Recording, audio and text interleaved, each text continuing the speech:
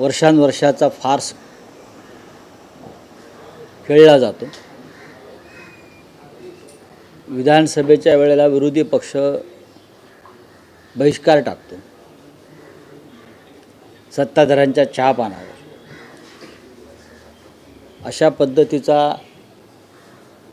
अशी पद्धत आम्ही काही दिल्लीमध्ये स्वीकारलेली नाही.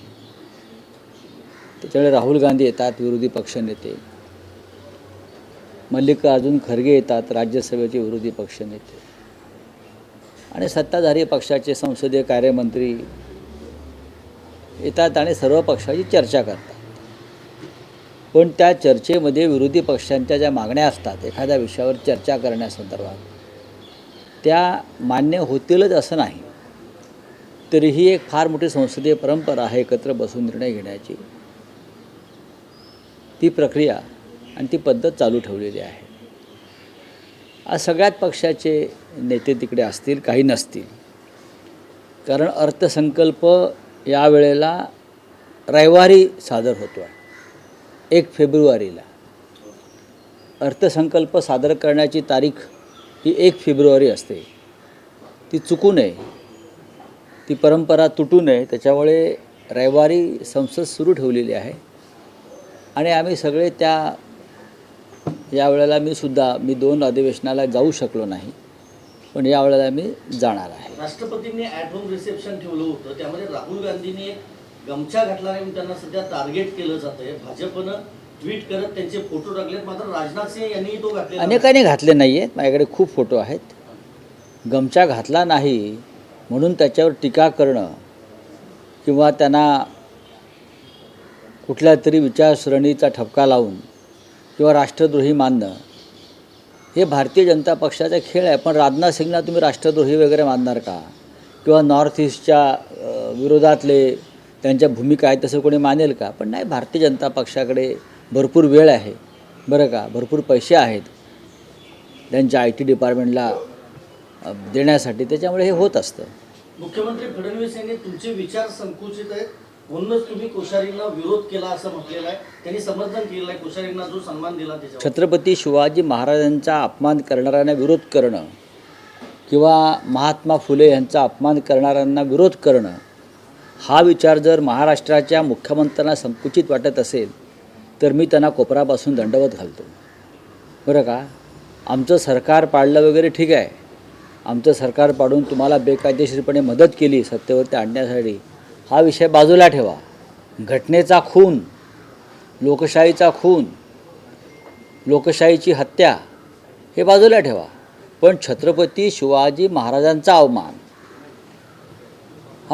शाहू फुले आंबेडकरांच्या महाराष्ट्रात महात्मा फुले सावित्रीबाई फुलेंचा अपमान जर महाराष्ट्राच्या मुख्यमंत्र्यांना बरं का ही गंमत वाटते आणि अपमान करणाऱ्यांना पद्मभूषण दिलं, त्याचं ते समर्थन करत असतील तर या भारतीय जनता पक्ष आणि राष्ट्रीय स्वयंसेवक संघाच्या विचारसरणीला काय बोलावं?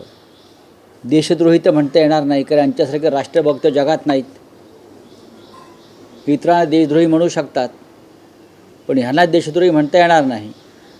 महाराष्ट्राचा अपमान कोश्यारी यांनी केलेला आहे. त्यावेळेलाही देवेंद्र फडणवीस यांनी कोश्यारी यांच्या वक्तव्यावर सर्वासर्व केली होती. त्यांना असे म्हणायचे नव्हते, त्यांना असेच म्हणायचे होते वगैरे वगैरे वगैरे. त्या थाटात त्यांची बोलण्याची पद्धत आहे ती त्यांनी केली. प्रत्येकाच्या बाबतीत जेव्हा महाराष्ट्राचा अपमान होतो तेव्हा ते सर्वासर्व करण्याची जबाबदारी दिल्लीनं त्यांच्यावर दिलेली आहे. महाराष्ट्राचा अपमान करणाऱ्या कोश्यारींना, छत्रपती शिवाजी महाराजांचा अपमान करणाऱ्या कोश्यारींना किंवा फुले आंबेडकरांचा अपमान महाजनने केला ना काल, ही त्यांची परंपरा आहे. आणि त्यांना जर मोदी त्यांचा गौरव करणार असतील आणि राज्याचे मुख्यमंत्री कोश्यारींचं समर्थन करणार असतील तर महाराष्ट्र हे नाव तोंडात घेण्याचा त्यांना अधिकार आहे का, हा प्रश्न आहे. नाही, ठीक आहे. असं आहे की एकदा त्यांनी ते कॅबिनेट मंत्री आहेत, त्यांनी जी दिलगिरी व्यक्त केली असेल तर त्या विषयावर पडदा पडला पाहिजे. त्यांनी जे दिलगी चुकीचं आहे. 26 जानेवारी या दिवशी भारताला संविधान मिळालं, भारत प्रजासत्ताक झाला. हां, अशा वेळेला डॉक्टर आंबेडकरांच्या नावानंच त्या सोहळ्याची सुरुवात व्हायला पाहिजे, हे सत्य आहे. आणि ती जी मुलगी आहे जाधव, तिच्या त्या भावना उचमळून आल्या, त्यांचाही सन्मान व्हायला पाहिजे. त्यांनी ज्या पद्धतीनं डॉक्टर आंबेडकरांचा अपमान झाला म्हणून गणवेशामध्ये निषेध व्यक्त केला, मी त्यांचंही कौतुक करतो. पण आता मंत्र्याने माफी मागितलेली आहे, नाक घासलेला आहे, ह्याच्यावरती आता फार विषय ताणू नये. याआधी आपण बघितलं तर मुंबई महापालिकेत भाजप, शिवसेना, शिंदे असा एक गट स्थापन होईल अशी चर्चा होती. पण आता शिंदे शिवसेनेनं निर्णय घेतला आहे की त्यांचा स्वतंत्र गट असेल आणि आज ते वंदनीय बाळासाहेबांना स्मरण करून त्यांची गटनोंदणी करण्यास कोकण भवनला जात आहे. नाही बघा, दोघांचेही वेगळे गट आहेत. बाळासाहेब ठाकरेंना वंदनीय वगैरे शब्द वापरतात, त्यांना ते बाळासाहेब ठाकरे त्यांना अजिबात वंदनीय नाहीत. त्यांना वंदनीय फार तर मोदी, अमित शहा आहेत. त्यांना वंदनीय कोण आहेत? मोदी आणि अमित शहा त्यांना वंदनीय आहेत. बाळासाहेब ठाकरे त्यांना वंदनीय असते तर बाळासाहेब ठाकरेंच्या विचाराने ते पुढे गेले असते. छत्रपती शिवाजी महाराजांचा अपमान कोश्यारीने केला, निषेधाचा शब्द नाही. मुंबई तोडण्याची कारस्थानं सुरू आहेत, निषेधाचा शब्द नाही. यांना कसे बाळासाहेब ठाकरे वंदनीय? कशालाही नाटकं करताय, ढोंग करताय तुम्ही?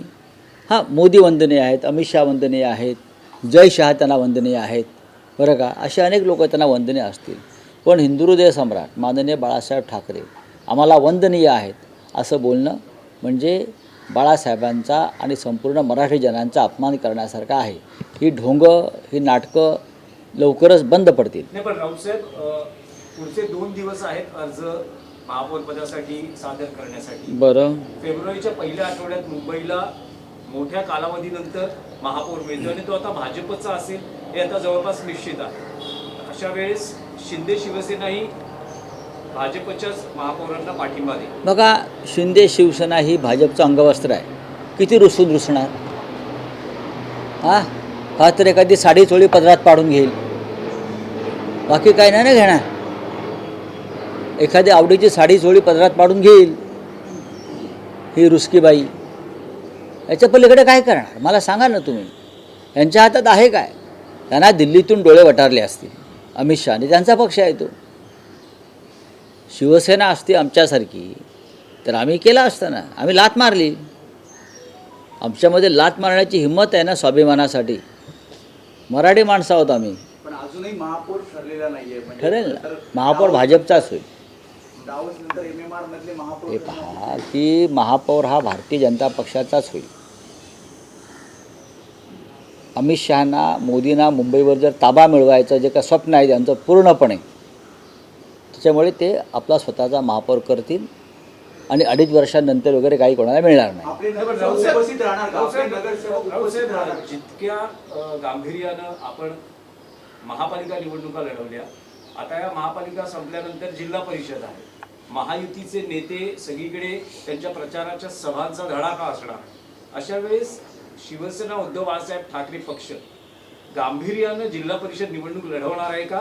नेते प्रचारात दिसतील का? कारण नगरपालिका, बघा, निवडणुका नेते लढत नाहीत. नंबर 1, गांभीर्य वगैरे हे सगळं ठीक आहे. निवडणुका कार्यकर्ते, पदाधिकारी स्थानिक पातळीवर लढत असतात. या निवडणुका ज्या असतात त्या प्रामुख्यानं त्या जिल्ह्यातले आमचे प्रमुख नेते आणि कार्यकर्ते लढतात. गेल्या काही काळापासून जो पैशाचा प्रचंड वापर सुरू आहे, ते तुफान जे आलेलं आहे पैशाचं, त्याच्याशी सामना करणं जरी कठीण असलं तरी आमचे कार्यकर्ते लढतील.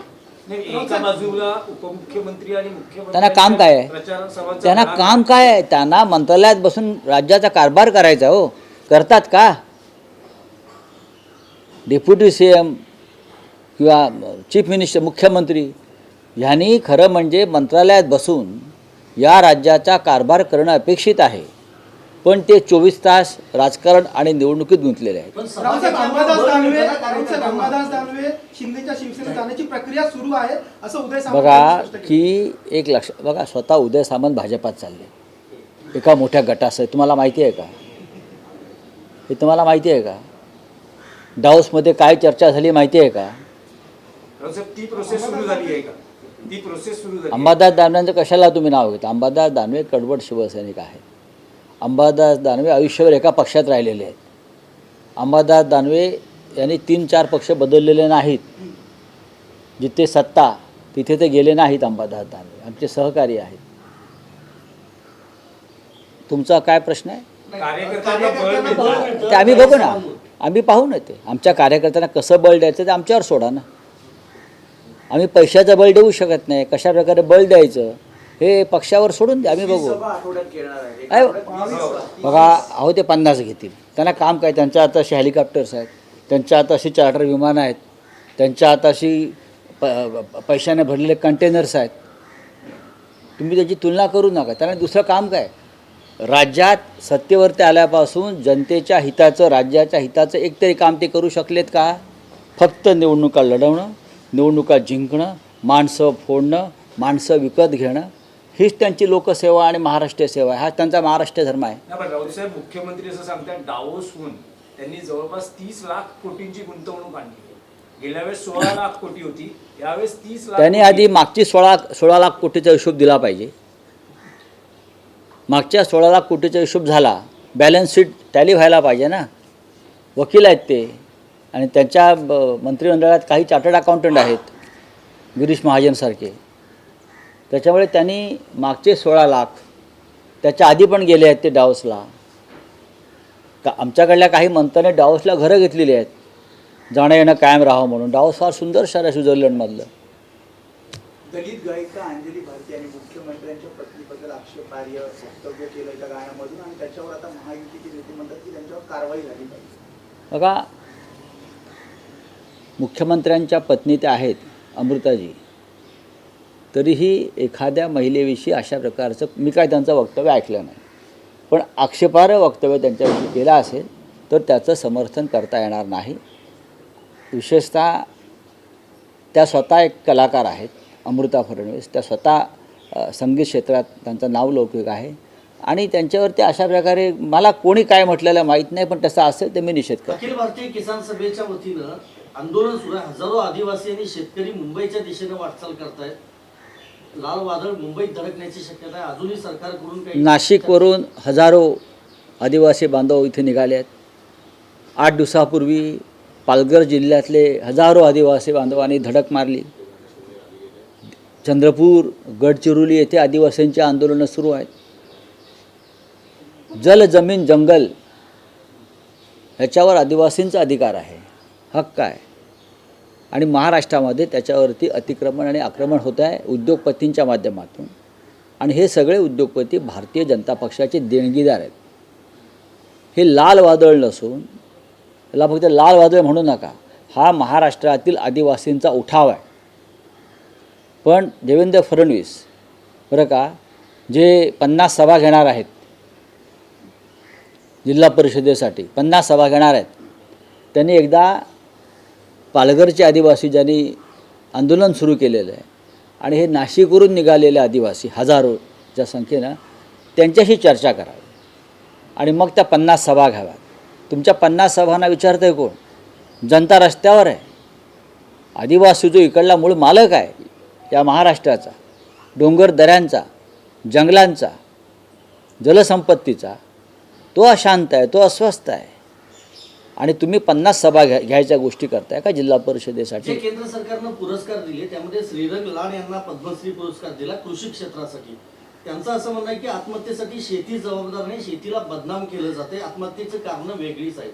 काय कारण आहेत कृषी तज्ज्ञांनी सांगायला पाहिजे. जर श्रीमान लाड यांना पद्मश्री पुरस्कार कृषी क्षेत्रातला दिलेला आहे तर नक्कीच त्यांचं कार्य मोठं आहे. त्यांनी सांगायला पाहिजे शेतकऱ्यांनी काय करावं आणि सरकारने काय करावं. चला, थँक्यू.